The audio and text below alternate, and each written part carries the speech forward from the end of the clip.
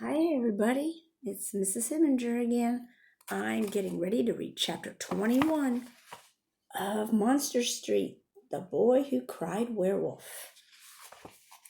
Chapter 21, Not Afraid Anymore.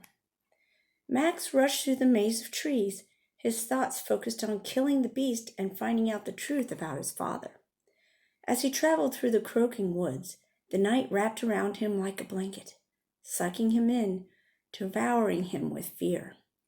He panted for breath as a full moon crawled up in its invisible ladder into the sky, spilling its soft glow upon the forest below.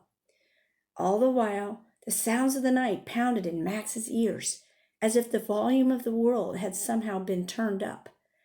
The crickets, the frogs, and the owls all felt like they were inside his head. Max aimed the barrel of the rifle ahead. He knew that if the beast were to jump out and attack him, he would only have one shot, and he wanted it to count. Excuse me.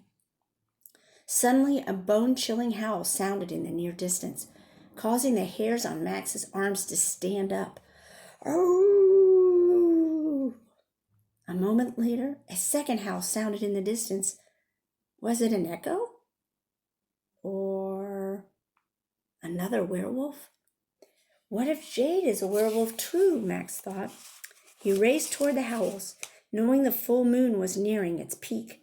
Across the creek bridge, over fallen logs, and then Max saw a beast leap high over the barbed wire fence and into the field.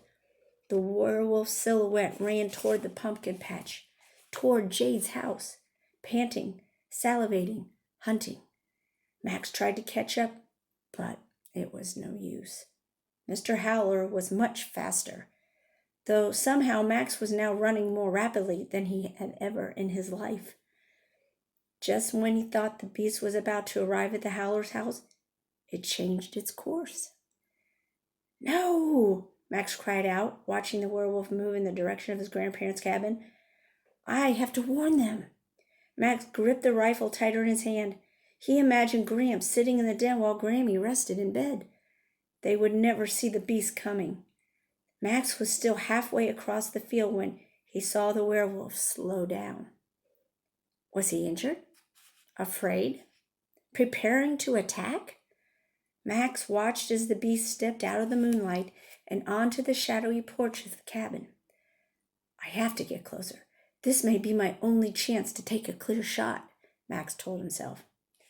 But then something unexpected happened. As a werewolf crossed the porch, its fur began to disappear. Its ears changed shape, and its snout transformed into a nose. That's when Max realized the beast wasn't Mr. Howler.